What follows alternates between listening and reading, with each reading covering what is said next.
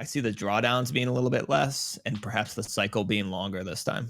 Could be wrong. I don't know. Like there could be like a crazy FOMO blow off top to like seven figures and then another 70-80% drawdown down to like a crash to 500K or something. Like totally possible. Like I recognize now that like I try to mentally just be prepared for every single scenario. Hey guys, welcome back to the show today. I'm super excited. I'm here with Sam, which is author of the newsletter News Block. How you doing, man? Good. Thanks for having me on, Mr. M. Pleasure. We had a beautiful chat off camera. I was talking about your honeymoon in Lake Como and the fact that I grew up there. If you don't mind, can you give us an intro and tell us about your Bitcoin and your journey into it? Man, it's been a wild ride actually, because well, I guess I got to go back to when I was in college. I was in business school, and then this was during the global financial crisis. You know, all the other students and stuff were just kind of being spoon-fed these stories about what was going on, and then the professors were all teaching Keynesianism dogma. I just like went deep into like what actually caused the crisis that was going on. And what I found was that, you know, there's a big problem with the way that our money works and central banking and kind of the Callahan effect and all these different things that really rubbed me the wrong way. And so I didn't really get any good answers. You know, I kind of got onto like a sound money kick. Wish I discovered Bitcoin right then and there, but it was still very nascent and it didn't cross paths with me at all. But so then I switched majors to science, to biology and physics, because I didn't want to go to Wall Street. And so went the healthcare route, worked as a sports physical therapist for a number of years, but never lost my love for like investing and financial history. So I always would go home and read books on like financial crashes and manias and central banking. Like I just geeked out on that stuff. But still never came across Bitcoin, just for whatever reason, just never crossed paths with it. And then it finally did in about early 2017. And I just read some article and it was about Satoshi Nakamoto. And I was like, this is wild. Like, is this actually real? Once I started reading, like I'm just kind of the person that I just have to learn everything about something when I become fascinated about it. So then I just kept reading and reading and reading. Really just fell hard down the rabbit hole because of my understanding of the problem. I immediately thought that, wow, Bitcoin, like the odds are kind of stacked against it, but if this thing works, it's going to be amazing. And I want to be a part of it. And so it wasn't really enough for me to just benefit from Bitcoin financially. I wanted to like actually help drive the adoption in some small way. And the way that I thought I could was through education, because at that time there really wasn't that many resources. It was kind of scattered. It was decentralized in itself. There was great blog posts. There's a few podcasts. There was articles here and there and a couple books, but that's about it. And nowadays, I mean, it's just the amount of education is just amazing. There's like all these companies and research reports, and even like on-chain metrics back in 2017 and 2018 weren't very widely understood at all. It was just kind of getting going. And so I switched careers and started working as an analyst, started posting just research, macro, Bitcoin. Been doing that for 4 years now. And yeah, never looked back. Just it's the most interesting group of people that I've ever, you know, been around. And I've just learned so much in the process of going down the rabbit hole from Bitcoin itself, and then from these amazing people that I now call my friends. And so that's been like my best accomplishment over the last 4 or 5 years working in Bitcoin, is just the relationships that I've found along the way. I guess that's what they say, the friends you make along the way, right? But yeah, that's me. And so I continue to do that with the news block, continue to work in this space. I'm on a few different advisory boards, and continue to educate people on why Bitcoin is important. It's unbelievable to me that still we're so early and that there's still so much misunderstanding around it. But that's why there's, you know, still work to be done. And I'm just going to keep doing it because I think Bitcoin is an amazing technology that's going to make the world a better place. Of course, guys, in the description, I will link Sam, especially Twitter account that I loved your piece you've done with Lynn Alden. Thank you. But I want to ask you a couple of things. So where do you think we are now? Because I'm getting bombarded by friends saying, oh, Bitcoin is too late. We've gone over 100,000 now. 2 trillions, right? It's not much, but is it just me, or I feel like retail is not even engaged much because they think they missed the bus? Yeah, look, I think we're extremely early. Like, it sounds like there's two questions there, which is where are we in this current cycle, which I do think there is still cycles, and then where are we in Bitcoin's adoption? And 100K is a drop in the bucket, and 2 trillion market cap is also a drop in the bucket when you zoom out and look at the amount of wealth out there in other global asset classes. When I think about 100K, I just think about we achieve that milestone when only basically one relatively small software company has adopted a Bitcoin standard. I mean, there's a few other smaller ones, but really it's just MicroStrategy doing all the legwork. So one company, we have like one nation state DCAing, small one, El Salvador.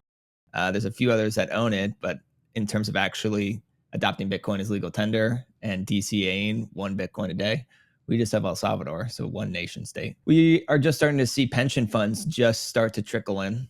We got state pension funds this year. We just saw Australia. There's a Japanese one as well. So just starting to see that kind of $1 trillion part of the market start to dip their toes in. And obviously with the launch of the ETFs earlier this year, it increases the accessibility for institutional investors who manage trillions and trillions of dollars to gain exposure to Bitcoin.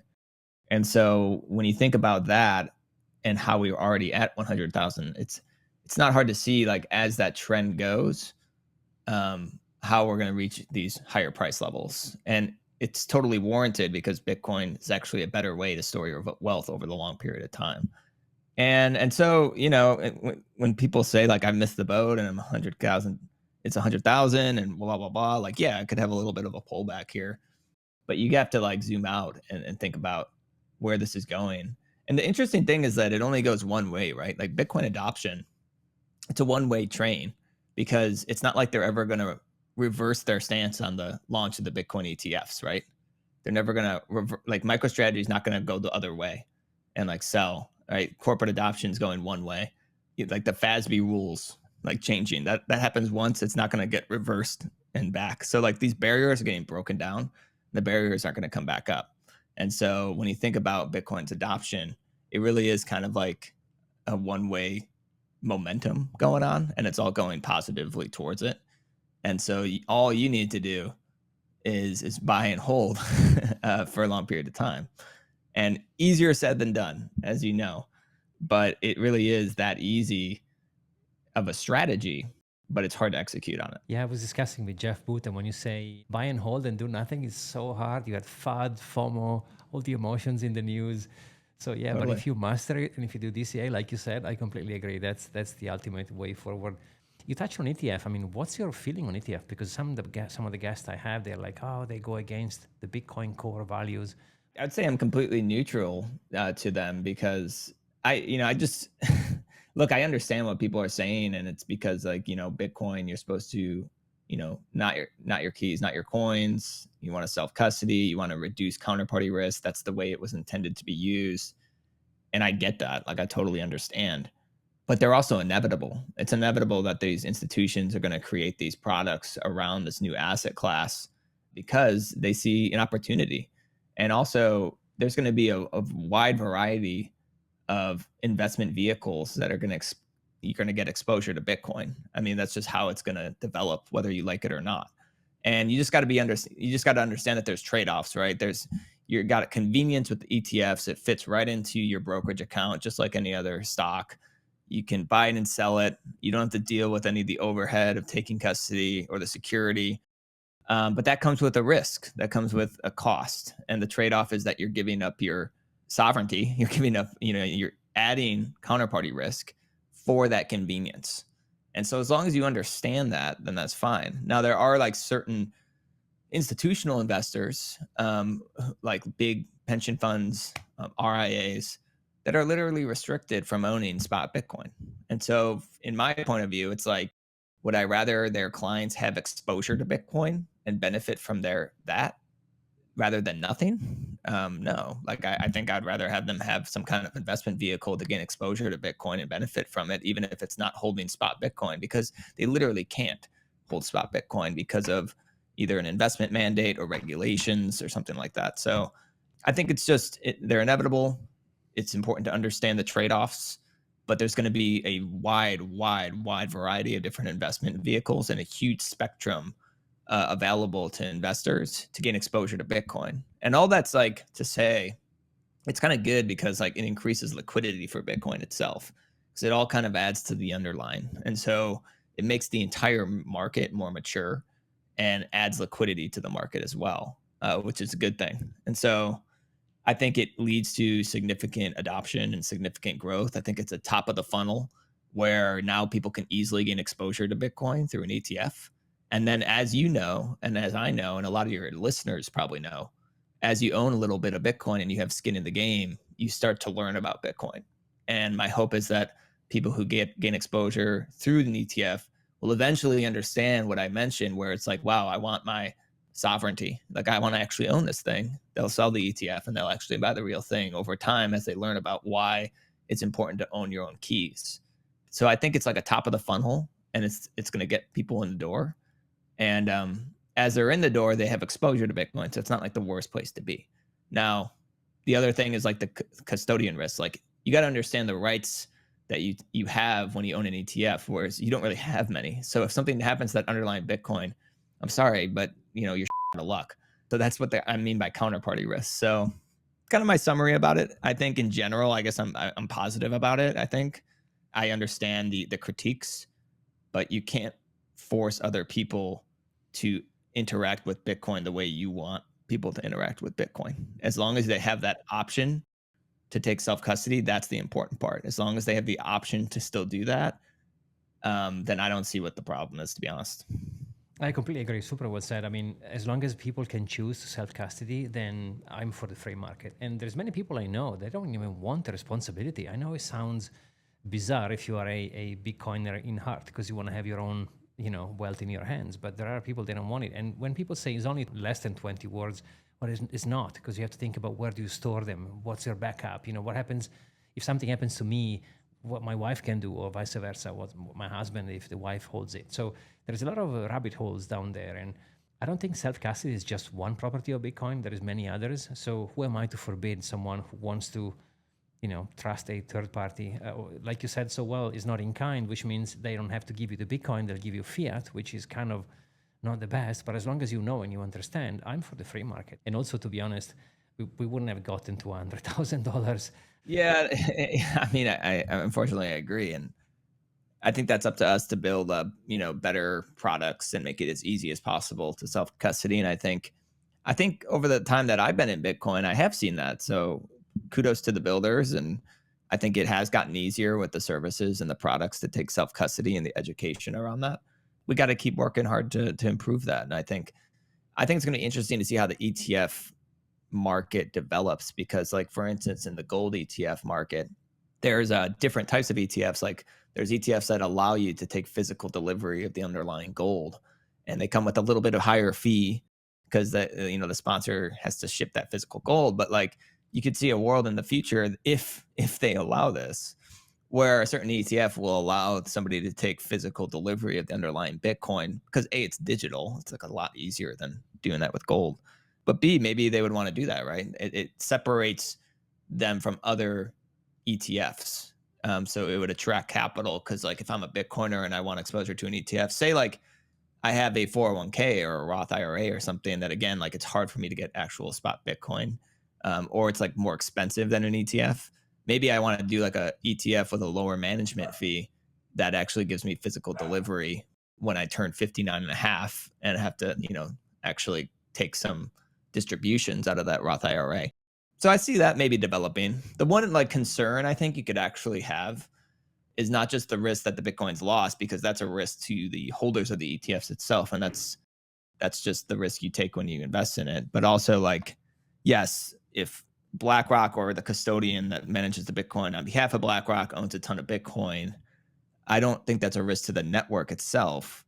But down the road, could there be like a contentious fork or something like that if so many people have exposure through these ETFs and they just are like kind of lazy, right? They're just kind of asleep at the wheel. Like they don't really care about the Bitcoin network like some Bitcoiners do and won't be paying attention. They won't be running nodes. So it's like could there be like apathy created through these ETFs as they grow larger, and then something happens in the future where where the large institutions try to get together and do something like, I don't know. And like I think honestly there would be a huge amount of pushback, and they would have to want a change that doesn't hurt their underlying business and the underlying network that they're the most successful ETFs are like tracking. So like it's just something that I've thought about through my mind, and I understand why some people like really go down and get like black pilled on this stuff, which I don't.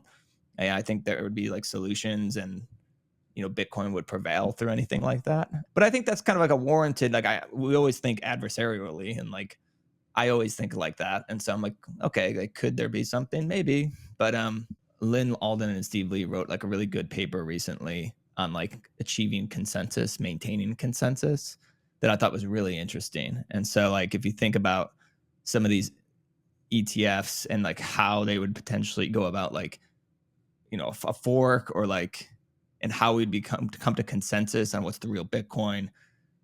It's a complicated issue. It's a complicated topic, but I recommend checking out that paper because they go into like deep, deep detail into some of this stuff. So far, we broke all the records, by the way, on the ETFs. So it's going very well. I had Matt Hogan on my podcast. We discussed about it, and they also have a Bitcoin address where you can actually see the funds. And the funny thing is, people have started to send Bitcoin to the address, so it's now over collateralized, which I thought it was hilarious. So we will see many players doing different things, I guess, offering different services. So I think overall, Yeah, it's not even a year yet. This thing came out in January. We are in December. So it's gonna get wild because like the ETFs broke all these records, and there's still so much, like they're not even like fully integrated into the financial system at all. Like the way that these like financial advisors buy and sell assets through these like large wirehouses and these like platforms, only like a handful have actually allowed the Bitcoin ETFs to trade. And so like a lot of these financial advisors haven't even had access to them, and they've already shattered records. And then you got to think about these like passive flows as these ETFs get added to like different funds. Like you just saw, like, I mean, this is like similar but unrelated, is like MicroStrategy getting added to the NASDAQ 100 as an example of these like passive flows. And these ETFs similarly will be added. Like you saw them get added to a couple BlackRock funds, these like macro funds, but these are like huge funds that'll just drive these like passive flows over time. And it all just kind of funnels down into like spot Bitcoin, right? Demand for spot Bitcoin. And same thing with MicroStrategy. I mean, if you just think Sailor, which I do believe is just going to keep buying Bitcoin with the excess cash flows, or raising equity or raising debt to buy Bitcoin, then all these like index funds and passive flows and ETFs that track these indexes are just going to add to more demand for the Bitcoin. And it's this like flywheel effect where Bitcoin is benefiting from like the financialization of our economy, because that's like what the finance world does, is they just build these products that like track assets and then bundle it together into a new product, and then they're just like financialize, and like it's just going to add to more demand for Bitcoin when it comes down to it. And then we know about the scarcity of Bitcoin, so it's like, okay, this is quite bullish. Like no matter how you kind of like think through it, it's quite bullish. yeah, I was reading on X. I just keep calling it Twitter. I was reading on X, and the number of Bitcoin exchanges are dropping to the all-time low, and we have about US coming out and say, hey, we want to buy 1 million Bitcoin in 5 years as a strategic reserves, right? What Trump wants to do. And how do you feel about this? Because I mean, of course, I'm not in the US, so I don't have the vibe, even though I was in Nashville and it was insane when he was on stage and talking about this. If they do come out and they do indeed buy 1 million Bitcoin in 5 years, I mean, are we going to break the 4-year cycles? What's your view? What's your view here? Yeah, dude, I go back and forth on this because look, I do believe that cycles will still exist because quite frankly, humans are humans, and there's human behavior and FOMO, and then leverage. Like people will just leverage up again, and there will be a point where there'll be a blow off top and a drop. I also think, like having said that, I also think about the adoptions of new technologies and the S curve adoption, right? And how all new technologies, you do see this like right, and then down. So like Bitcoin has that network effect and that S curve adoption. And when I think about things like a strategic reserve for the largest, most powerful economy in the world, what that would mean in terms of Bitcoin adoption and just kind of like blowing up the Overton window for other countries, right? I mean, that's the thing. You're probably seeing a little bit of this already, which is like front running. Like this is all speculation, but if I'm another country, I mean, it benefits you to adopt Bitcoin first. I mean, that's just how it is. If this is where things are going and Trump's actually going to follow through, then if I'm another smaller country, I'm like, I'm going to front run this guy. I'm going to front run the United States. And meanwhile, like Bukele's sitting back, just like, you guys finally coming around to this? Like he's going to benefit the most, and like good for El Salvador for taking the leap before everybody else. And so if that happens, like yeah, like I think this 4-year cycle, people attribute it to the halving and things like that, and like it's just there's not that many data points to it, and it's really not that much time. And I see the investor base of Bitcoin be very, very different these days. If we're going to have nation states and institutional investors with all these investment vehicles, like I mentioned, rebalancing, also Bitcoin adoption, that's like the FUD, the old FUD that really doesn't have any legs that we still hear about it a little bit, but lately it's kind of changed where people are kind of laughed at a little bit if they say these like typical tropes like tulip bubbles and things like that. And so if you remove some of these like silly FUD and people are recognizing that Bitcoin's here to stay, you have BlackRock recommending a 2% portfolio allocation to Bitcoin for everybody. Nation states adoption, like I said, and like other things, like I could see the cycle being longer at this time. So I could see it being a 6-year cycle or something like that, or a 5-year cycle. And I can also see the drawdowns being less because of, like I said, the investor base being a little bit different, where they're not institutions, and they'll rebalance and kind of buy back in and kind of create that floor. Because if they say, hey, if you're a pension, you say I have 2% allocation to this thing, and it drops 50%, then you have to tap that back up to get back up to the 2%. So it adds like they're also going to sell a little bit when it gets up. So that's why you have like diminished volatility, but it also provides that floor when it comes down. And so I see the drawdowns being a little bit less and perhaps the cycle being longer this time.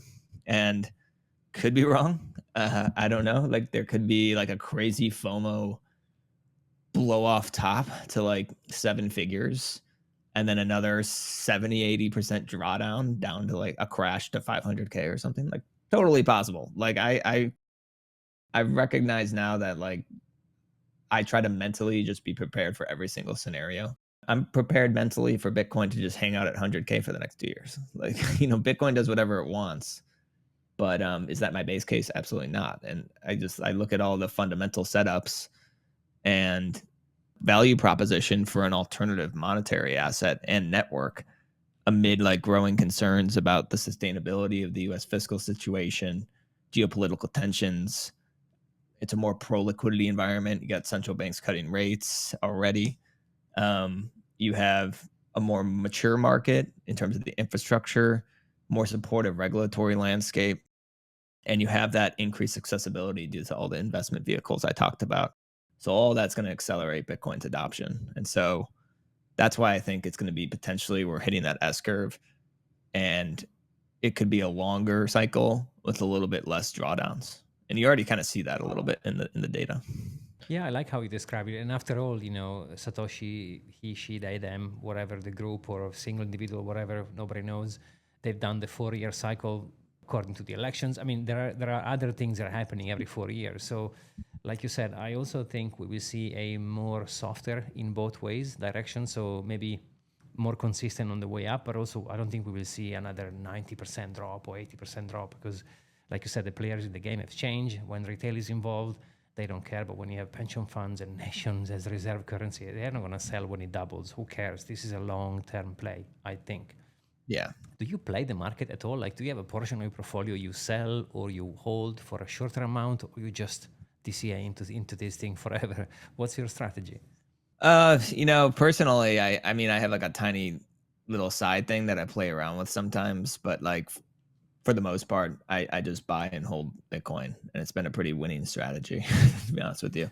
I just it's like benefiting from time in the market, and also when I ran the numbers and understand how Bitcoin's price moves, like you just don't want to be caught on the sidelines, right? Because there's a reason like holding feels so difficult for people. It's because for the majority of time, and this is fact, Bitcoin is either trading sideways or down.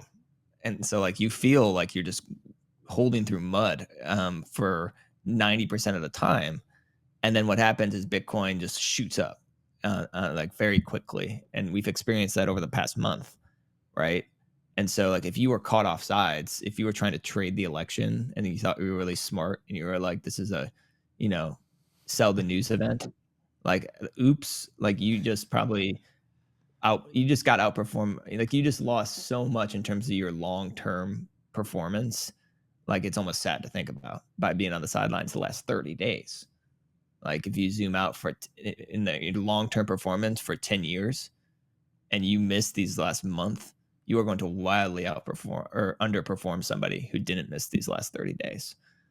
And so really that's how it's always been with Bitcoin. And so, if you're trading, if you're professional, it's all about just like position sizing and understanding like for the majority of time Bitcoin trades sideways, but you really can't miss these days where it shoots up or else you're gonna not benefit. Like I did a study.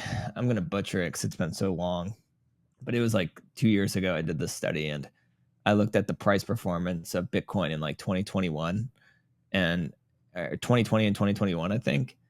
And it was something like if you missed the top 10 3-day price movements for Bitcoin over that time period, like at a time when Bitcoin increased like 140%, you would have actually managed to lose like 10% over that time period if you just missed those like top 30 days. So it's like you were in Bitcoin, you were trying to be smart and you were trading around and you missed those days at a time when Bitcoin over doubled in price, you managed to lose money. And that to me is like the thing that you should try to like to be right about Bitcoin and then to somehow lose money would just be a crappy situation to live through. Like you just don't want to do that. Like you'd feel so bad. You'd be like everyone's celebrating and you'd be like that meme where the guy's like sitting at the bar and there's confetti dropping and you're just like sad because like you were right about Bitcoin, but you played it wrong. Easiest way to like not be in that situation is to just buy and hold. And that's been my strategy. I completely agree. And I know when I speak to quote normal people, they think I'm an absolute degenerate because everything I have is in Bitcoin. Most of my portfolio, I have a small bag in crypto as we discussed off camera, but it's just like my casino money and I don't care. If I lose it all, it doesn't matter. But my money, my wealth is in Bitcoin. And I have next to nothing on my bank account. It's interesting how the perception of someone who has, like you said in the beginning, you had to go through a journey like I've done. I didn't know what money was. I didn't know what a bank was. I didn't know how economy worked because we are bred and born in a society where having your bank account and your money into it, it's normal, right? I mean, we're not questioning, which we should, by the way, because there is a lot to learn if you start the journey. Maybe Bitcoin is not the answer. Who cares? It will take you somewhere. It won't take you to having money on the bank account because that's how you lose with inflation and so forth. So it's interesting when I talk. I don't know if you have the same experience. When I talk to some of the friends I have, maybe they have maybe a more normal or traditional, I guess, approach in finance. I'm like, I couldn't even imagine my life with no Bitcoin. Like it doesn't even fit. Well, I think I view Bitcoin as saving too, not really investing. So that's like a big difference. I think it's less risky to hold Bitcoin. And then if you're playing around with like a trade or a different investment, you have to use Bitcoin as your benchmark, which it's compounding at 50% a year right now. That's tough to beat. Like if you have another investment idea that's better than Bitcoin, I guess go for it. But few and far between out in this market. 50% a year, pretty impressive. And all Yeah. you have to do is buy and hold it. And so that has to be your mindset where it's like there's a new benchmark in town and it's Bitcoin and it's a pretty high hurdle. Yeah, I mean I do have like a little bit of a side thing where like, I track the macro market and I just kind of play around with it and but vast majority just is into Bitcoin because I can't find a better investment or trade um, than just buying and holding Bitcoin because of like the broader macro. And I just think Bitcoin's like the perfect asset for my current view of where things are headed given the macro trends. And so thus I buy and hold. In fact, some of the best winner in Bitcoin are those they forgot they had them, and then 10 years later Yeah. they found those But the wallets. Mt. Gox guys are like, well, I was forced to hold this. This is I remember even when I came across Bitcoin, because everyone comes across Bitcoin and they have this like, man, I wish I got in earlier. Like, how did I not come across this? Like, but then I had like a thought like early on in my journey. I was like, I was like kicking rocks, just like, man, I wish I came across this in 2010. If I just bought this and held it, put it on a hardware wallet, and like put it in a bank, or like just whatever, buried it for 10 years and just not touched it, like, oh my gosh, I'd be so wealthy. But then I like thought, and I was just like, could I do that right now? Like, do I have the discipline to do that right now, to buy it and hold it for 10 years? If I'm lamenting right now that I didn't do it over the last 10 years, I don't want to make the same mistake 10 years from now and say, like, man, all I had to do was buy and hold it and don't touch it for 10 years. And I'd be very happy and much more wealthier. And so, when I had that like kind of epiphany, I was like, yeah, you can do that. That's totally in your control right now. You can't control what you did 10 years ago, but I can control what I do over the next 10 years. And I'm not going to make that same mistake twice. And so, it's up to you. Everyone has that choice.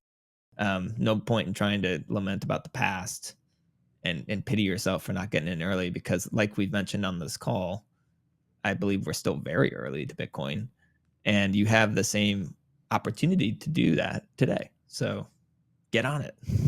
Super well said. There is even a saying that says the best time for starting something is actually was yesterday, but the second best is today. So I do believe that where we are now with Bitcoin, which by the way, we are breaking the all-time high as we speak, 106 Is that something. 106? Oh, cool. Like MicroStrategy put out that model, Bitcoin 24 open source model, where they kind of run assumptions of where they think Bitcoin will be in the next by 2045. So in 21 years or 20 years roughly now. But so Michael Saylor introduced that in August at Bitcoin 2024.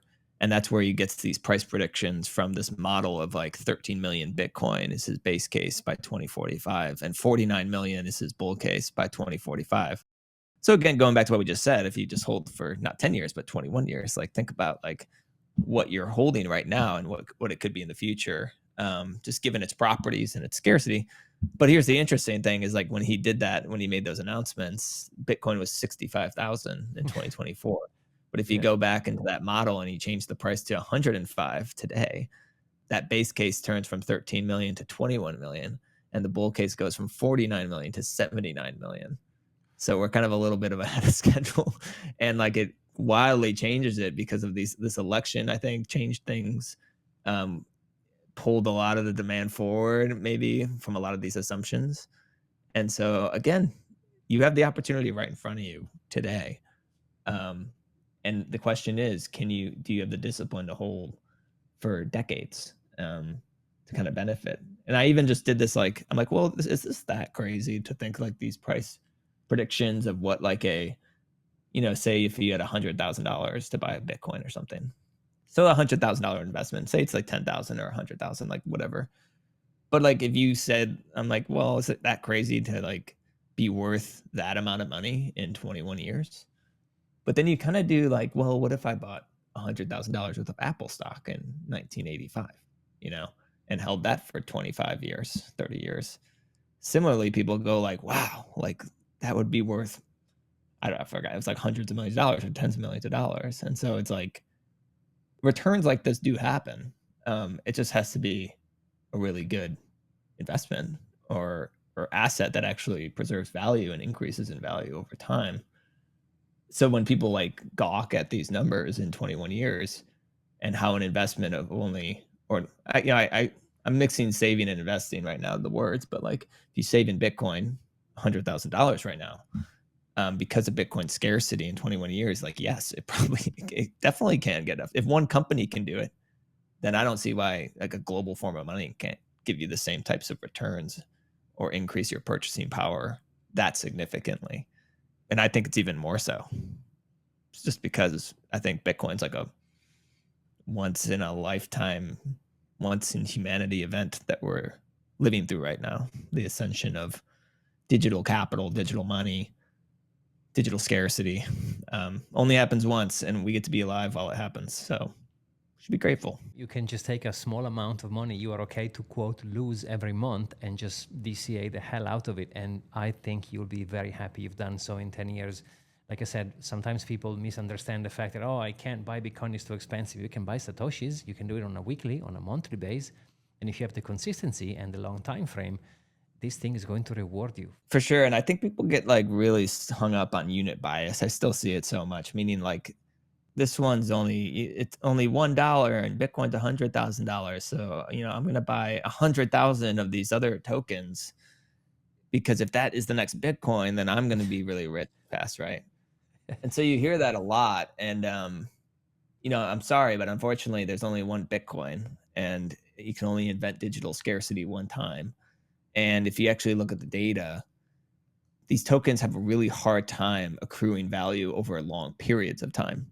And so there's only a few amount of these tokens that if you look at even like the top 250 or maybe top 150, the amount of churn that happens from cycle to cycle in those top 150 is incredible. I think like there's only 13% of the coins are the same in that top 150 outside of Bitcoin since 2020. So like all the other ones have just dropped and they get replaced because they can't hold their value. And then there's only like a couple coins per cycle, per 4-year cycle, that ever make highs against Bitcoin again, right? Because Bitcoin actually is the only one that accrues value over long term because of its decentralization, its security, and its properties.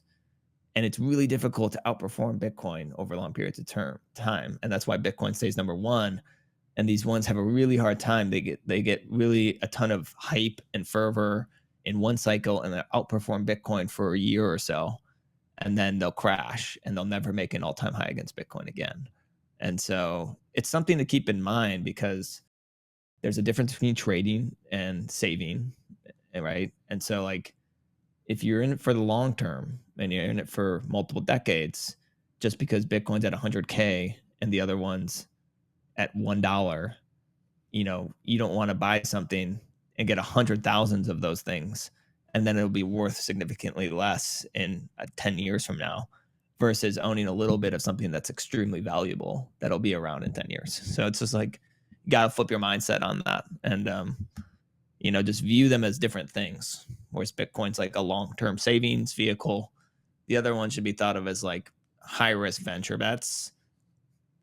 Could work out in a bull market. I just don't think they have the same value proposition, and it's just something that people get hung up on. And I understand it because like they feel late, but that's what I'm trying to say is like you're not late. It's still early. Kind of the common trope in Bitcoin, but I really believe it.